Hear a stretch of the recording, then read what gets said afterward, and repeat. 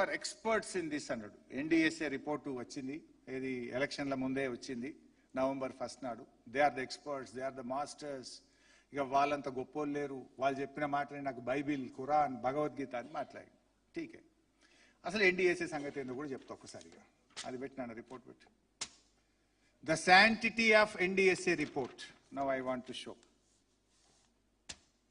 కొంచెం చిన్నది. ఇది పోలవరం ప్రాజెక్ట్ అథారిటీ. పోలవరం ప్రాజెక్టును కేంద్ర ప్రభుత్వం కడుతుంది, సెంట్రల్ వాటర్ కమిషనే కడుతుంది. సెంట్రల్ వాటర్ కమిషన్ అన్నా ఎన్డీఎస్ఏ అన్నా ఒకటే. ఆ పోలవరం ప్రాజెక్ట్ ఎవరు కట్టినరు? ఆ పోలవరం ప్రాజెక్ట్ కట్టిన ఏ ఇంజనీర్, పోలవరం ప్రాజెక్ట్ అథారిటీకి ఏ ఇంజనీర్ అయితే పనిచేసిండో ఆ ఇంజనీర్ వచ్చి ఎన్డీఎస్ఏ మీద రిపోర్ట్ ఇచ్చిండు. ఏది మన మేడిగడ్డ మీద రిపోర్ట్ ఇచ్చిండు. ఆ పోలవరం ప్రాజెక్టు 10 సార్లు కొట్టుకుపోయింది ఇప్పటికి. ది గ్రేట్ ఎన్డీఎస్ఏ రిపోర్ట్ ఇచ్చినటువంటి చంద్రశేఖర్ అయ్యర్ నాయకత్వంలో పోలవరం ప్రాజెక్ట్ 10 సార్లు కొట్టుకుపోయింది. 7,000 కోట్ల రూపాయలు నష్టం జరిగింది. ఇది రిపోర్ట్.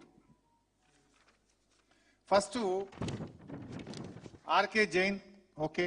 సెకండ్ గుప్తా, ఇగో థర్డ్ చంద్రశేఖర్ అయ్యర్.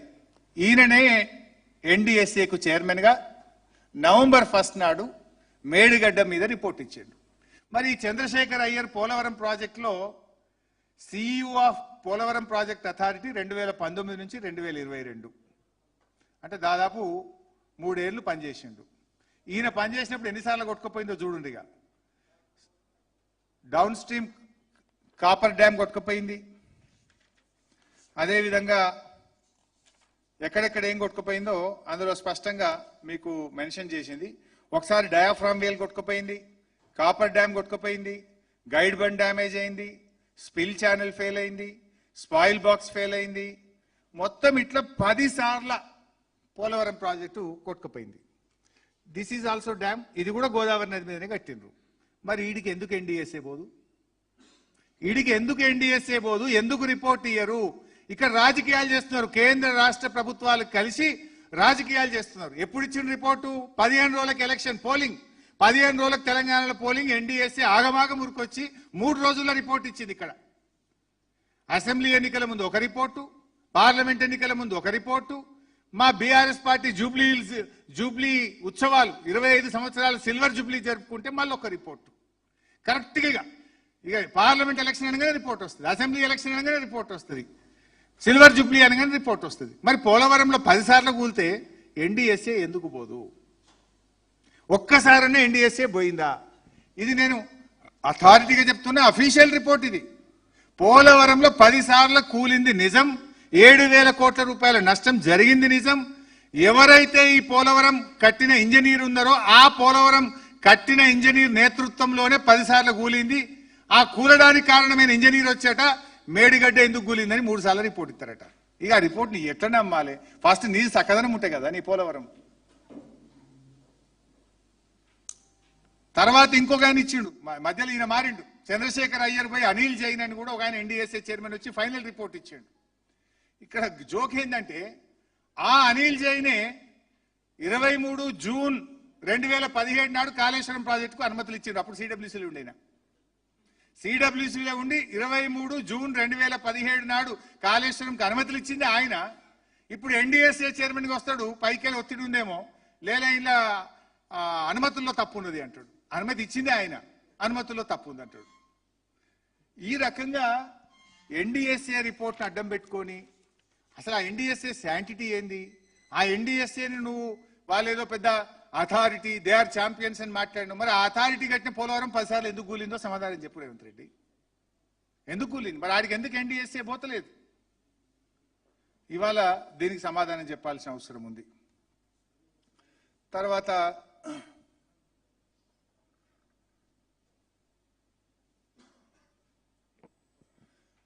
అసలు ఏం జరిగింది? మరి 2.5 సంవత్సరాలు అయింది, 31 నెలలు అయింది రేవంత్ రెడ్డి గవర్నమెంట్ వచ్చి.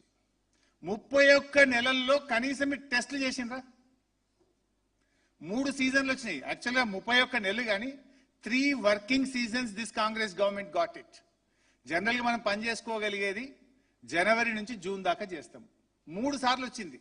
2024 జనవరి టు జూన్, 2025 జనవరి టు జూన్, 2026 జనవరి టు జూన్. 3 సార్లు వచ్చింది. నీకు మిగిలింది ఒకటే. Only working season is left for Congress party. నీకు 3 సీజన్లు దొరికితే నువ్వు ఇంతవరకు టెస్ట్లే చేయలేను. నీ నిజాయితీ బయట పట్టలేదా? మేమేమో 3 ఏళ్లలో ప్రాజెక్టే కట్టేసినాం. నువ్వు 3 ఏళ్లలో పరీక్షలే చేస్తలేవు. రిపేర్ ఎప్పుడు చేస్తావు ఇంకా? But one thing is clear Revanth Reddy, ఇక నీకు మిగిలింది ఒకటే సంవత్సరం. నువ్వు టెస్టులు చేసే వరకు ఆయనతో ఏడాది అయిపోతుంది. నువ్వు చేసేదేం లేదు. గ్యారంటీగా ప్రజలు నేను ఇంటికి పంపించేది ఖాయం, బీఆర్ఎస్ వచ్చేది ఖాయం. మళ్ళా కేసీఆర్ నాయకత్వంలో మేము రిపేర్ చేస్తాం, బరాబర్ నీళ్లు తెస్తాం. నువ్వు ఇజ్జత్ పోకుండా ఉండాలి, ఏమన్నా కొద్దిగానే నేను మిగిలాలంటే తొందరగా రిపేర్ చేయి, కన్నెపల్లి మోటార్ లాంచ్ చేయి, నీళ్ళు ఇచ్చి నీ తప్పులను కొద్దిగా సవరించుకోవడానికి నీకు చివరి అవకాశం ఉంది. ఇప్పటికీ 3 సీజన్లు బోడగొట్టినావు నువ్వు. ఇక నిన్న ఆయన ఒక మాట మాట్లాడిండు. ఇది ఎంత బ్యాడ్ అంటే, ఎప్పుడు చూడు నన్ను తాటి చెట్టు అంత విరినామంటాడు. నిన్న కూడా మాట్లాడి సరే, ఇప్పుడు ఎట్లుంటుందంటే, గుజ్జు లేనోనికి తలలో గుజ్జు లేనోనికి గుజ్జున్నోని చూస్తే కొద్దిగా వానికి ఏమంటాం జలసీ ఉంటుంది. అట్లనే పొట్టి ఉన్నోనికి పొడుగున్నోని చూస్తే కూడా జలసీ పాడవుతుంది. నీకు ఆ ప్రాబ్లం ఉంది Revanth Reddy. What can I do? నీకు ఆ ప్రాబ్లం ఉంటే నేనేం చేయాలి? అరే దేవుడు నన్ను ఇట్లా ఇచ్చిండు, నువ్వు ఈర్ష పెట్టుకొని ఊకే నన్ను పొడుగు. అసలు నిన్న జరిగిన చర్చ ఏంది? నా పొడుగు గురించి అలా చర్చ ఎందుకు? వీరికి గుజ్జు లేదు, వీడు తాడి సెట్. మరి నేను గింత అంతా పుట్టించింది సెట్ అంటారు చూడు దాన్ని, ఇప్పని సెట్లకే నిన్ను పుట్టించే దేవుడు. మరి నేనేం చేయాలి? అయితే నిన్న ఒక మాట మాట్లాడి, అంటే అందుకే చెప్పిన, అబద్ధానికి అంగిలాగు దొరికితే దాని పేరు రేవంత్ రెడ్డి. నిన్న ఆయన ఏం మాట్లాడి వీడియో పెట్టాయి ఒకసారి, నేను చెప్పిన కాల్ చేయి, రెడీ పెట్టుకో. నిన్న ఆయన ఏం మాట్లాడతాడు? అరే ఎలినోనో వచ్చింది బై, ఎలినోనో వచ్చే వాననే పడతలేదు, సుక్క నీళ్ళు లేవు, ఈయన ఒత్తు అంటాడు, ఆడ నీళ్ళు ఉన్నాయి అంటుండు. నీకు మెదడు